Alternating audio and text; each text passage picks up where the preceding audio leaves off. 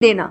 उसको नहीं पता कि भगवान के पास पीछे एक बड़ा सा टेडी बेयर रखा है और भगवान उसको कह रहे कि बस दे दो और मुझ पे विश्वास रखो कि वो दे दो छोटी चीज जो तुमसे आपको वो बुरी लग रही है उस वक्त कि मेरे साथ गलत हो गया या मेरा छोटा काम नहीं हुआ, मैंने तो इतनी पूजा की थी, इतना काम किया था। शायद तुम उस काम के लिए नहीं बने हो, तुम और बड़े चीज के लिए बने हो। तो निष्काम क्या है कि आपकी भक्ति निष्काम है, स्वार्थ से नहीं बनी है, तो भक्ति आगे बढ़ेगी। दूसरा सरेंडर, कि मेरे हर सवाल का उत्तर सिर्फ उसके पास है।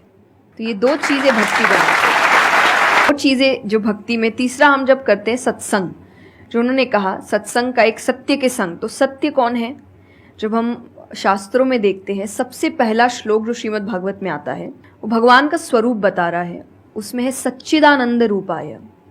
सच्चिदानंद का मतलब होता है तीन चीजें मिलकर बनती है, वो है सत, चित और आनंद। जो ये तीन चीजों को जीवन में समझ लेगा सही से, उसने भगवान को समझ लिया, क्योंकि भगवान का रूप ही सच्चिदानंद है। तो सबसे पहला है सच, जो कहा गया सच की राह पर चलो।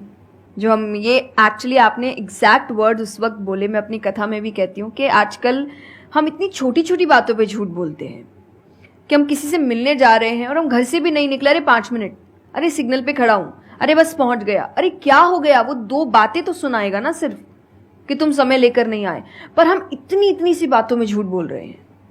ये हमें लगता है कि कोई बड़ी बात नहीं, पर ये बहुत बड़ी बात है कि आप इतना भी सच का सामना नहीं कर सकते और फिर हमें लगता है कि हम लाइफ की जो प्रॉब्लम्स है उसका सामना कर लेंगे, खुद के सच का तो सामना कर नहीं पा रहे हैं। जिंदगी का सच सामने आएगा तब तो बैंड ही बज जाएगी पूरी, क्योंकि वो कठिन है। जिंदगी आसान नहीं है, किसी के लिए नहीं, भगवान के लिए भी नहीं हुई। आप राम जी को उठाइए, कृष्ण जी को उठाइए, जब तक यहां रहे कोई सुखी नहीं रहा।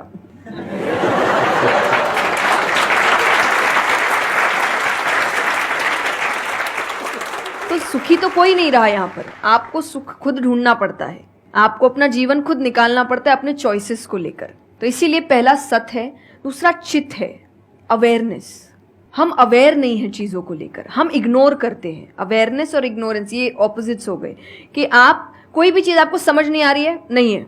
मैं अधिकतर नास्तिक लोगों को आप देखिए, उनको अगर पूछे ना भगवान को मानते हैं, तो उनके पास एग्जैक्ट रीजंस नहीं होते कि क्यों नहीं मानते।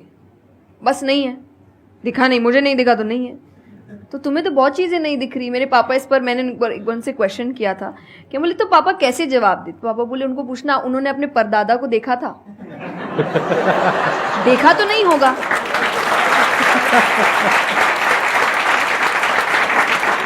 सुना है, दादा से सुना है, पापा से सुना है कि थे, मैंने तो नहीं देखा, तो मैं बोल दूं वो थे ही नहीं। कुछ तो सच्चाई होगी, उसको ढूंढने की कोशिश करो। मैं धर्म के लिए हमेशा कहती हूं कि आपको ढूंढना पड़ेगा। भगवान, मेरे पापा ने मुझे एक बात कही थी, भगवान मानने की चीज है, जानने की नहीं। जानना क्या होता है? पहले इस्तेमाल करे फिर विश्वास करे।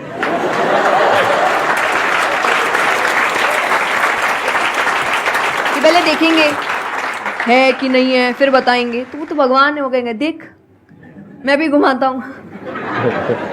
वो भगवान है भाई। उनको अगर आप बोलोगे कि मेरे सामने आ, मुझे दिखा तू है कि नहीं, तो बोलेंगे घूम, नहीं दिखाता, कभी नहीं हुई, नहीं जा।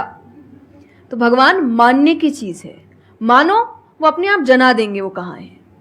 तो भगवान के लिए माना गया कि पहले आपको मानना पड़ता है, दैट इज सरेंडर, कि मैं मानता हूं, मैं इसीलिए पढ़ रहा हूं। अधिकतर लोग अभी पढ़ क्यों रहे हैं, जान क्यों रहे? गलत साबित करने के लिए।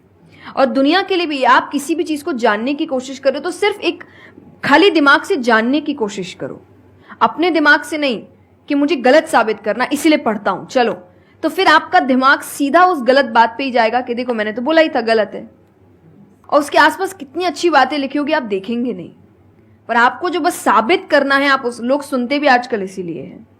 मैं कथा में एक बात कहती कि उस आजकल कथा ही बची है सुनने वाली चीज, वरना आप कहीं भी 2 लोगों को देखिए वो बोलेगा मैं बोलता हूँ, नहीं मैं बोलता हूँ, नहीं मैं बोलता हूँ। दुख देखिए किसी के, प्रॉब्लम्स को एक बोलता है अरे मेरी जिंदगी अच्छी नहीं चल रही, अरे मेरी उससे भी खराब है। आप किसी से मदद भी कहाँ मांगेंगे कि वो एक दुख सुनाओ वो 4 सुनाता है, तो क्या ही मदद मांगे कि तो मेरे से दुखी है, तू मेरे से और 500 रुपए रख भाई। ये तो लोग हर वक्त कोई सुनना नहीं चाह रहा, और सुन भी रहे हैं तो इसीलिए कि ताकि बस मैं बोल सकूं, कि ये खत्म करे बस, जल्दी से ये चुप हो ताकि मैं बोलूं।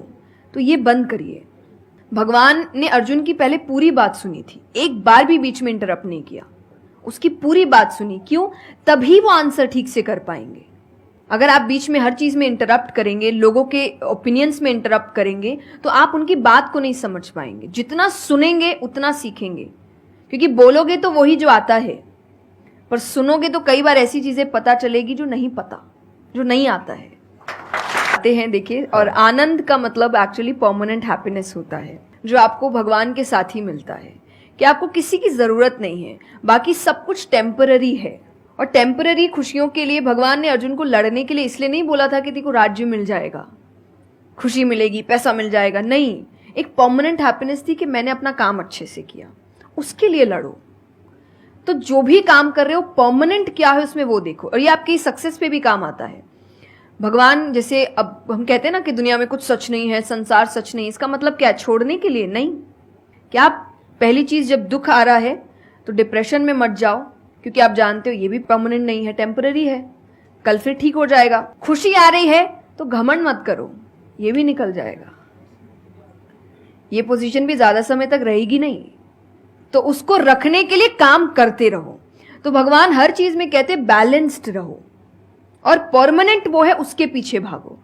तो आप अपने आप ही जो दिखावे की दुनिया है, करते हम सब है और सब कुछ करना चाहिए लाइफ में, सब एंजॉय करिए, पर अगर उसको जानते हुए करोगे कि परमानेंट नहीं है, तो जैसा मैंने कहा वो यहां जाएगा नहीं।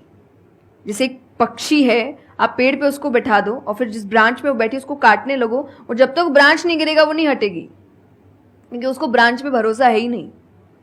उसको पता ये रहेगा ना, उसको अपने पंखों पे है कि वो जैसे ही गिरेगा